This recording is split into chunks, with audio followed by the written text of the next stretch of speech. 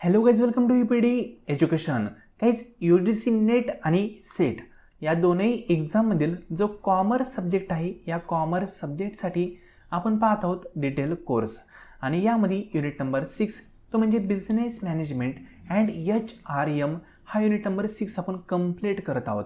हा unit complete करत असताना या संदर्भात जे थेरॅटिकल बॅकग्राऊंड आहे, म्हणजे जो सिलेबस आहे तो पूर्णपणे आपण एंड केलेला आहे. आजपासून युनिट नंबर 6चेच प्रिव्हियस इयरचे प्लस एक्सपेक्टेड असे दोनही MCQज आपण पाहणार आहोत.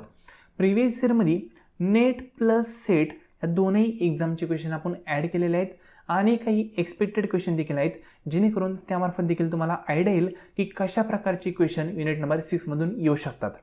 आता यामध्ये MCQच्या सिरीजमध्ये आपण जास्त MCQज आपण कव्हर करणार नाही, 100पर्यंत MCQज आपण कव्हर करणार. आणि हे झाल्यानंतर पुन्हा आपण एक नवीन युनिट सुरू करणार, त्याचं पूर्णपणे थेरॅटिकल बॅकग्राऊंड सिलेबस आपण कव्हर करणार, पुन्हा त्याचे MCQज पाहणार. म्हणजे असं करत करत आपण टोटल 10 युनिट कंप्लीट करणार. आणि ज्या वेळेस आपले 10 युनिट कंप्लीट होतील त्यानंतर पुन्हा फक्त आपण MCQजवरच फोकस करणार आहोत.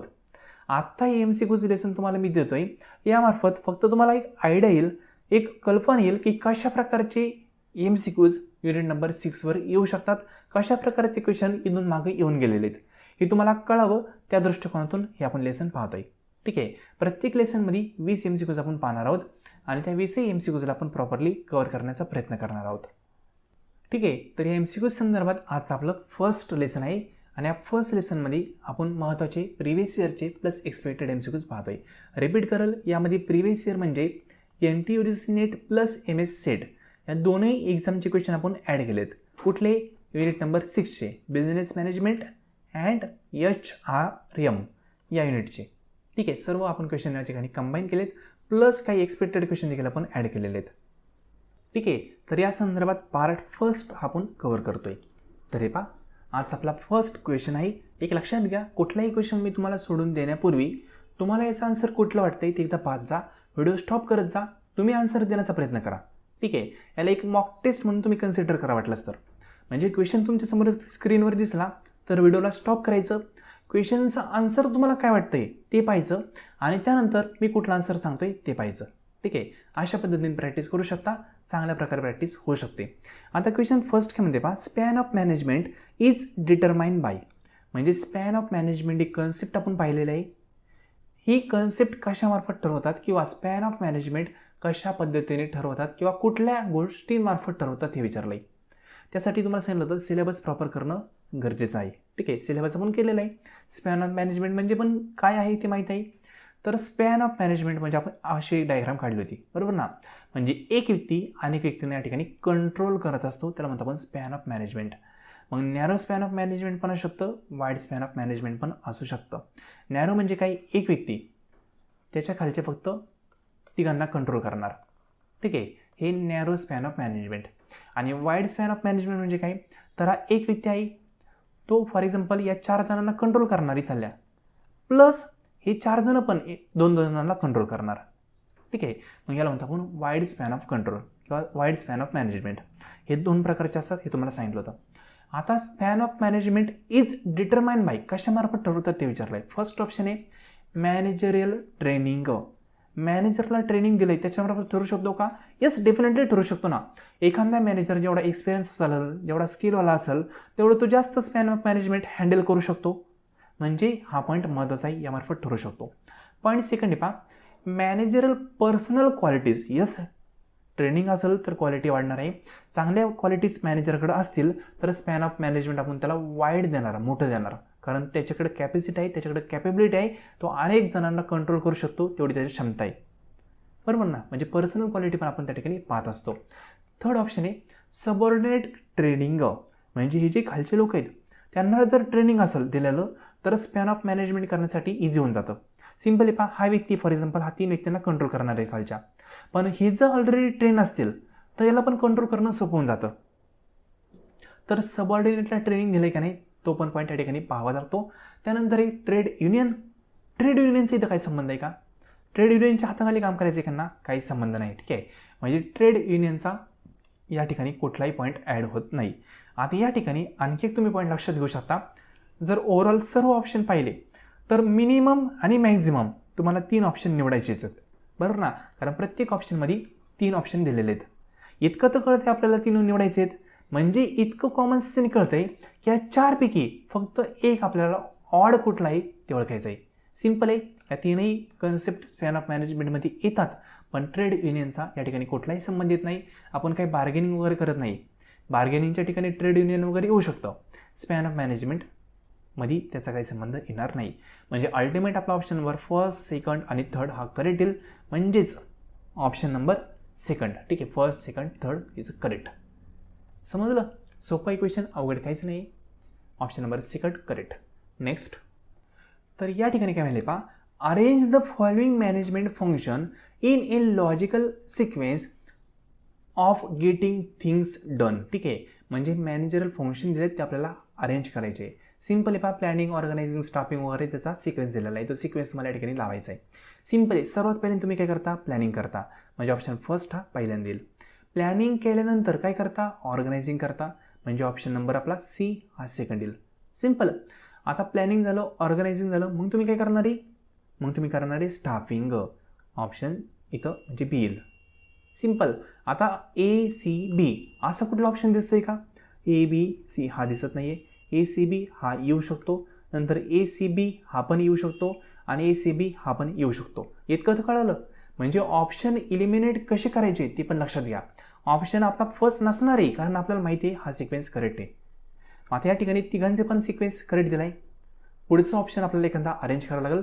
फर्स्ट आपण म्हणलं प्लॅनिंग, सेकंड आपण ऑप्शन म्हणलं ऑर्गनायझिंग, थर्ड म्हणलं स्टाफिंग. आता फोर्थला काय येईल, फोर्थला येईल डायरेक्टिंग, बरोबर, म्हणजे ऑप्शन एफ त्यानंतर येईल. आता एफ इथे का, इथं नाही पहा, इथं पण नाही आहे, म्हणजे ऑप्शन सेकंडच आपला करेक्ट यायला हवा, कारण सिक्वेन्सच काय असतो, प्लॅनिंग पहिल्यांदा लक्षात ठेवा, पाठ करून घ्या. प्लॅनिंग नंतर काय, नंतर ऑर्गनायझिंग, ऑर्गनायझिंग नंतर काय, तर स्टाफिंग, स्टाफिंग नंतर काय, डायरेक्टिंग, डायरेक्टिंग त्यानंतर काय, कोऑर्डिनेटिंग, कोऑर्डिनेटिंग नंतर काय, तर कंट्रोलिंग. ठीक आहे, म्हणजे सी. सिम्पल. म्हणजे planning, organising, staffing, directing, coordinating आणि कंट्रोलिंग हा सिक्वेन्स मला मी ऑलरेडी प्रोव्हाइड केलेला आहे. एकदम सोपा आहे, स्ट्रेट फॉरवर्ड, फक्त मेमरी टाईपचा क्वेश्चन आहे आणि लॉजिकल सिक्वेन्स लावायचं आहे. लॉजिक पहिल्यांदा प्लॅनिंगच करणार ना, आणि कंट्रोल कधी करतो आपण, सर्वात शेवटी करतो, बरोबर ना, म्हणजे कंट्रोलिंग सर्वात शेवटी येईल. इतकं तर कळतं आहे, बेसिक पॉईंट आहे. ठीक आहे, फक्त प्लॅनिंग पहिल्यांदा येईल इतकं माहीत असेल आणि कंट्रोलिंग सर्वात शेवटी येतं इतकं माहीत असेल तरी पण हा एलिमिनेट झाला असता. इथं हा पहिला आपला एलिमिनेट झाला होता, म्हणजे दोघांपैकी एक निवडायचा होता. आणि प्रॉपर बारकाईने पाहिलं तर ऑप्शन आपला बीच हा करेक्ट येतोय. सिम्पल. आय होप क्वेश्चन कळाला असेल. आपण सिलेबसमध्ये जे पाहिलं आहे त्या व्यतिरिक्त कुठलाही क्वेश्चन यामध्ये दिसणार नाही. प्रिव्हियस इयरचे आपले क्वेश्चन आहे ते ठीक आहे नेट एक्झामला येऊन गेलेले आहेत. ऑप्शन बी हा आपला करेक्ट येतोय. आणि एखादा क्वेश्चन नवीन दिसला तर त्या गोष्टी तुम्ही नोट डाऊन लगेच करून ठेवा, कारण एखादा पॉईंट असा असू शकतो जो क्वेश्चनमध्ये दिसतोय पण सिलेबसमध्ये आपण कव्हर केलेला नाही आहे, तर तो नोट डाऊन करून ठेवणं गरजेचं आहे. कारण एक्झामला तसे क्वेश्चन येतात, म्हणजे अनेक पॉईंट असे असतात जे सिलेबसमध्ये कुठेही मेन्शन नसतात, पण एक्झामिनर जे असतात किंवा म्हणू शकतो क्वेश्चन पेपर सेटर जे असतात ना, ते एखादे पॉईंट इकडचे तिकडचे बाहेरचे पण टाकू शकतात, त्यांना आपण कंट्रोल नाही करू शकत. ठीक आहे, आपण सिलेबस कव्हर केला आहे पण एखादा पॉईंट असा येऊ शकतो, त्यासाठीच तर आपण प्रिव्हियस इयरचे क्वेश्चन पेपर वगैरे पाहत आहे, एक्सपेक्टेड क्वेश्चन पेपर त्यासाठीच पाहतोय, जेणेकरून कुठलाही क्वेश्चन आला तर आपल्या हातातून मिस झाला नाही पाहिजे. Option second correct. नेक्स्ट आहे question number third.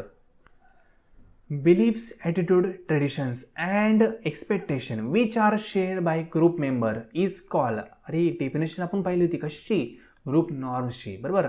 Option first हा करेक्ट आहे. एकदम सिम्पल सोपा क्वेश्चन आहे, स्ट्रेट फॉरवर्ड क्वेश्चन आहे. डेफिनेशनची आहे ग्रुप नॉर्म्सची, त्यामध्ये बिलीफ, ॲटिट्यूड, ट्रेडिशन आपण या सर्व गोष्टी कव्हर करत असतो. ठीक आहे, ऑप्शन नंबर फर्स्ट हा करेक्ट आहे. त्यानंतर 4 नंबरचा क्वेश्चन.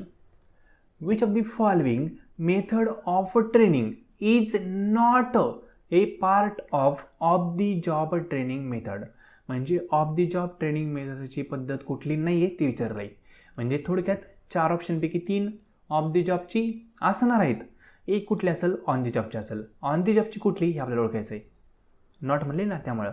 म्हणजे हे पहा ऑप्शनमध्ये काय म्हणलं आहे, ऑफ दी जॉब मेथडची ट्रेनिंग पद्धत कुठली नाही आहे ते विचारलं आहे. ठीक आहे, नाही आहे ना, म्हणून आपल्याला ओळखायचं आहे. बाकीचे 3 उरत्याल ते ऑफ दी जॉबचे आहेत हे लक्षात ठेवा.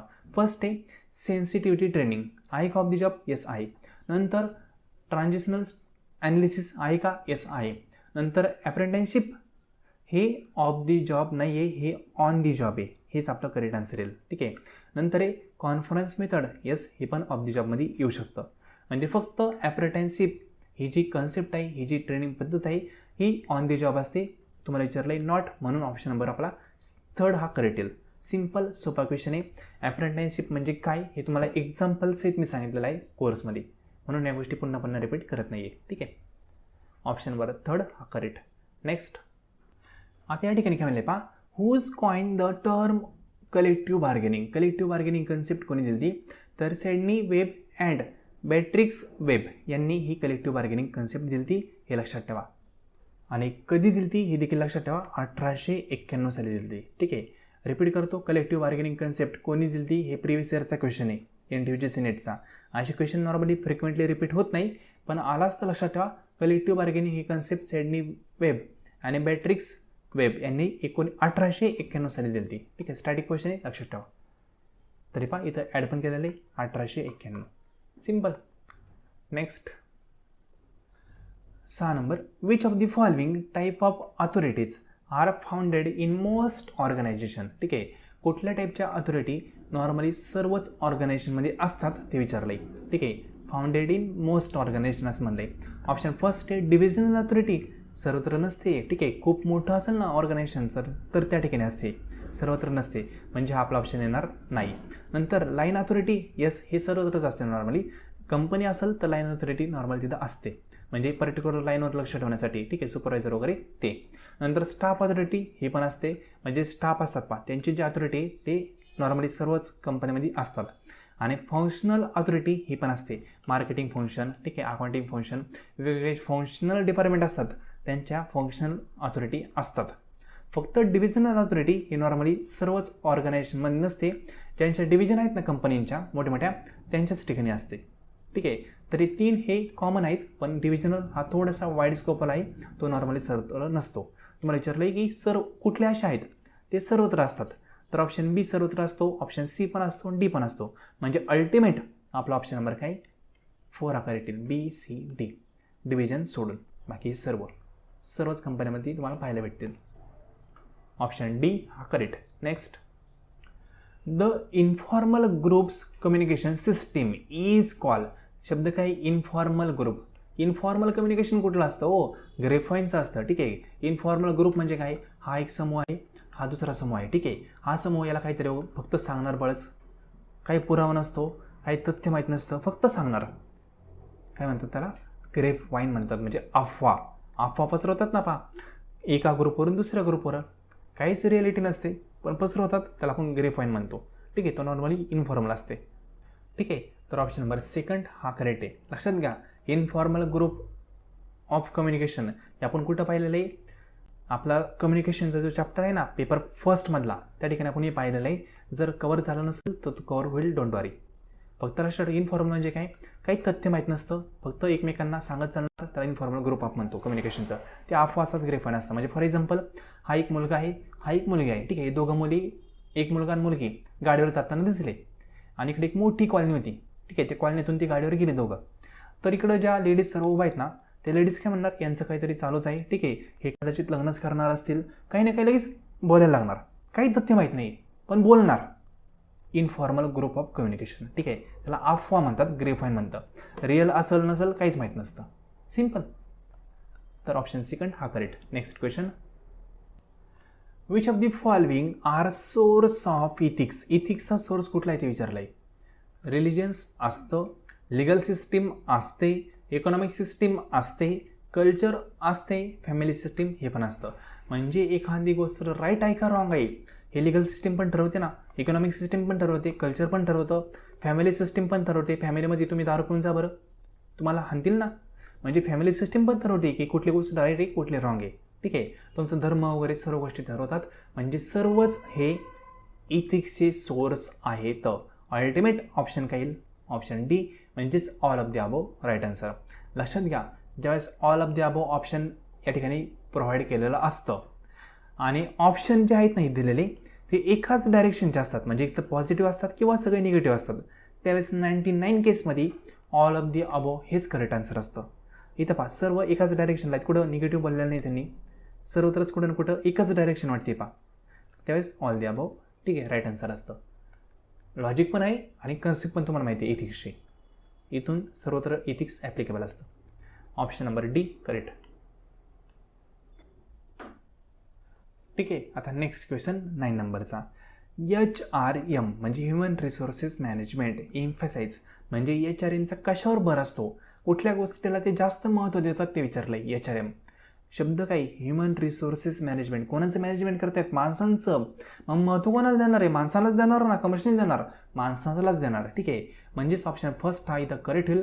डेव्हलपमेंट ऑफ पीपल म्हणजे माणसांचं डेव्हलपमेंट करण्यासाठी तर HRM असतं. HRM नॉर्मली कंपनीचा उद्देश साध्य करतच असतं, पण त्यासोबत प्रत्येक माणसाचा जो उद्देश आहे कंपनीमध्ये काम करण्याचा, जे त्यांचं म्हणू शकतो प्रामाणिकपणे मत असतं, ते पण साध्य करण्याचा प्रयत्न करत असतं. म्हणजे HRM डिपार्टमेंट पीपलसाठीच काम करत असतं. ठीक आहे. पनिशमेंट वगैरे सेकंडरी पार्ट, ॲडॉप्शन हा पण पार्ट त्यांचाच आहे, पण सर्वात महत्त्वाचा पार्ट असतो तो म्हणजे डेव्हलपमेंट घडवून आणणं पीपलची, त्यांना ट्रेनिंग देणं, त्यांच्यामध्ये डेव्हलपमेंट घडणं हे महत्त्वाचं आहे. ठीक आहे. म्हणून 9 नंबरच्या क्वेश्चनचा आपला ऑप्शन नंबर फर्स्ट हा करेक्ट होईल, development of people. Next question 10 नंबरचा. Which one of the following does not include under the function of human resource management म्हणजे HRMचं कुठलं फंक्शन नाही आहे ते विचारलं आहे. Does not. ठीक आहे. प्लॅनिंग आहे का, येस आहे. ऑर्गनायझिंग आहे, रिक्रुटमेंट आहे, प्लॅनिंग करतं HRM माणसांचं, ऑर्गनाईज करतं त्यांना, रिक्रुटमेंट पण करतं, प्रॉफिटेबिलिटी हे HRMचं फंक्शन नाही. सिम्पल सोपा एकदम क्वेश्चन. ऑप्शन नंबर काय, डी हा करेक्ट आहे. HRM यांचे फंक्शन कुठले असतात ते मी तुम्हाला सांगितलेलं पण आहे पहा. ठीक आहे. प्लॅनिंग असतं, ऑर्गनायझिंग असतं, रिक्रुटमेंट असतं, सिलेक्शन असतं, ट्रेनिंग असतं, डेव्हलपमेंट असतं, प्रॉफिटेबिलिटी त्या ठिकाणी कुठेही पाहिलेलं नाही आपण, म्हणून ऑप्शन नंबर काय, डी हा करेक्ट आहे.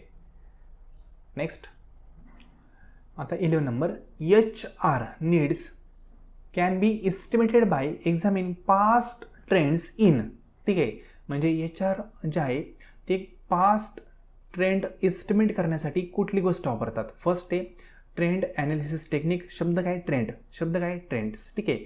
म्हणजे फ्युचरचे ट्रेंड पाहिजे असतील, फ्युचरमध्ये काय ट्रेंड आहे हे पाहायचं असेल तर पास्टमध्ये काय ट्रेंड होता हे पाहावं लागतं. त्यासाठी नॉर्मली ट्रेंड ॲनालिसिस टेक्निक हीच वापरली जाते. तरी पण आपण बाकीचे ऑप्शन काय म्हणतात ते पाहूया. सेकंड आहे कॉम्प्युटर मॉडेल टेक्निक, काही संबंध नाही, असं काय वापरत नाही. नंतर मॅथमॅटिक मॉडेल टेक्निक, हे पण HRचा काही संबंध नाही, नॉन अध्यापनाचा काही संबंध येणार नाही. एकच वेल नोन ऑप्शन आहे तो म्हणजे ट्रेंड ॲनालिसिस टेक्निक. ठीक आहे. तर ऑप्शन नंबर काय, ए हा करेक्ट आहे. हा देखील प्रिव्हियस इयरचा क्वेश्चन आहे. नॉर्मली याचे क्वेश्चन पुन्हा पुन्हा रिपीट होत नाही, कारण एकदम सोपे आणि स्ट्रेट फॉरवर्ड क्वेश्चन आहेत. फक्त आला चुकून तर आपल्याला आन्सर माहीत पाहिजे. सिम्पल पास्ट ट्रेंड तुम्ही काय करणार आहे, ट्रेंड ॲनालिसिस करणार आहे. ठीक आहे. Next 12 number. An executive inventory report showing which individuals are ready to move in to higher position in the company is call. म्हणजे एखादा इंडिव्हिज्युअल आहे पहा, तो इथं काम करतोय, तो रेडी आहे कुठल्या गोष्टीसाठी, पुढच्या पोझिशनला ॲडॅप्ट करण्यासाठी. तर त्यावेळेस जो रिपोर्ट आपण काढतो की हा खरंच कॅपेबल आहे तर आपण घेऊ शकतो पुढच्या पोझिशनसाठी, तो रिपोर्ट जो काढतो त्या रिपोर्ट काढण्याच्या प्लॅनिंगला काय म्हणतात ते विचारलं आहे. Simple well known option. Option first succession planning. Succession planning म्हणजे काय, तुम्ही रिटायर झाल्यानंतर तुमची जागा कोण घेणार याचं जे आपण प्लॅनिंग करतो त्याचं सक्सेशन प्लॅनिंग. म्हणजे जो आपला लोअर एक्झिक्युटिव्ह असतो नॉर्मली त्याला ट्रेन केलं जातं की हा जर व्यक्ती गेला ना तर तुला त्या ठिकाणी बसावं लागेल या दृष्टिकोनातून.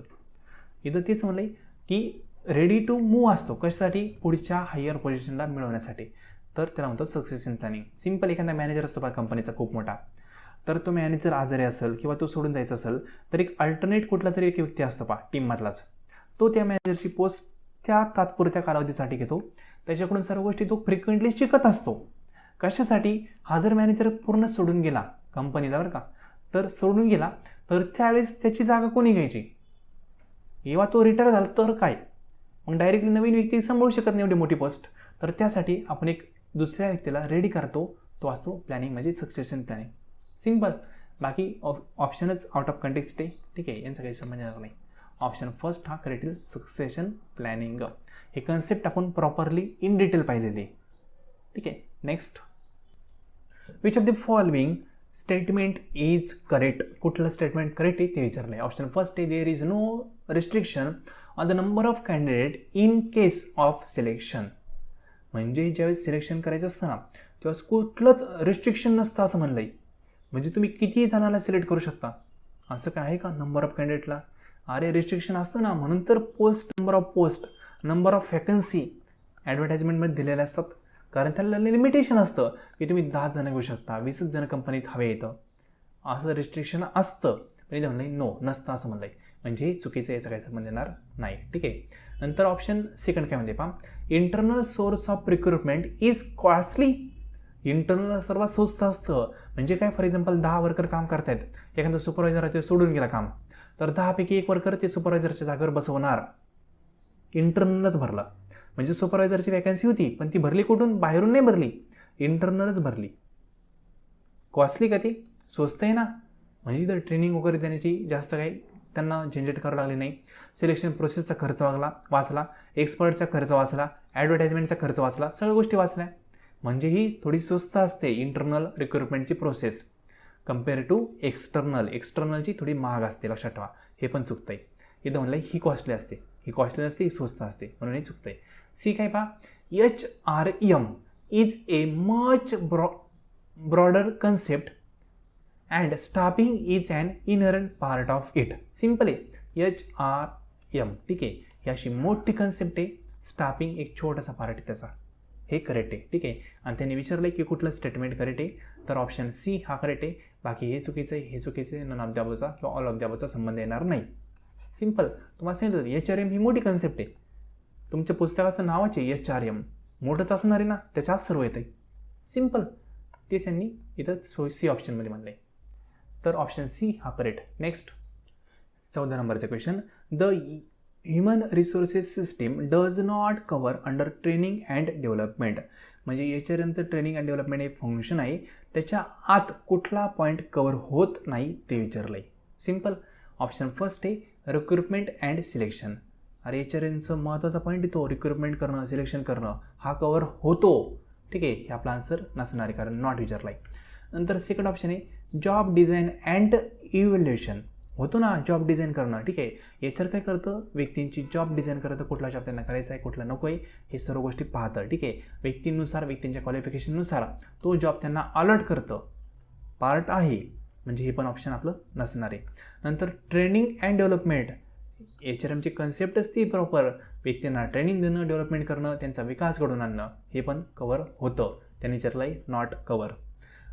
डिमोशन म्हणजे एखादं फॉर एक्झाम्पल मॅनेजर आहे, त्याला सुपरवायझर करणं HRM सिस्टीममध्ये ॲड आहे का ट्रेनिंग अँड डेव्हलपमेंटमध्ये? याचा काही संबंध नाही आहे. एखाद्याला ट्रेनिंग देत आहे तर ट्रेनिंग दिल्यानंतर त्याची बढती करता नाही आली तरी चालेल, पण त्याची ते डिमोशन करत नाही, त्याला त्याच पोस्टला ठेवतात. ठीक आहे. तर हे डिमोशन जे आहे ना पार्ट, तो याच्यामध्ये येणार नाही. बाकी 3ही पॉईंट येतील. सिम्पल साधं आहे पहा, हा पण प्लस पॉईंट आहे, हा पण प्लस आहे, हा पण प्लस आहे, पण हा निगेटिव्ह पॉईंट आहे. थोडंसं आपल्याला लगेच क्लिक व्हायला पाहिजे. नुसतं वाचताशाने आपल्याला कळतं डिमोशन कुठे HRMमध्ये येईल का, नाही येणार. सिम्पल. म्हणून आपला ऑप्शन नंबर काय, डी हा करेक्ट आहे. हे तुमचं ॲनालिटिकल थिंकिंग आहे ना ॲटोमॅटिकली वाढलं पाहिजे. कारण क्वेश्चन पेपर ज्यावेळेस तुम्ही पाहताल त्यावेळेस काही सगळंच अभ्यास केलेलं आहे असं नाही आहे. काही प्रश्न असे असणार आहे जे तुम्ही अभ्यास केले नसतील किंवा तुम्ही विसरून गेले असतील, पण त्या ठिकाणी तुम्हाला फायदेशीर ठरणार आहे ते म्हणजे तुमचा कॉन्फिडन्स. ठीक आहे. आणि कॉन्फिडन्स का वाटणार आहे, तर तुम्ही अभ्यास केला आहे वर्षभर, प्रामाणिकपणे तुम्ही अभ्यास केला आहे, यामुळे तुमचा कॉन्फिडन्स वाढतो. आणि तुम्हाला कन्सेप्ट येत नसेल तरी तुम्ही त्याचा आन्सर देऊन जाता. जसे फॉर एक्झाम्पल इथं काहीच येत नाही पण बेसिक आहे ना, हे सर्व पॉझिटिव्ह टर्म आहे, फक्त हे निगेटिव्ह दिसते, कुठं ना कुठं आपल्याला क्लिक व्हायला पाहिजे, हे आन्सर असू शकतं असं वाटायला पाहिजे. कारण एक लॉजिकल वेने पण तुम्ही क्वेश्चनला पाहू शकता. सर्वच क्वेश्चन कन्सेप्च्युअलच असतील असं काही नाही.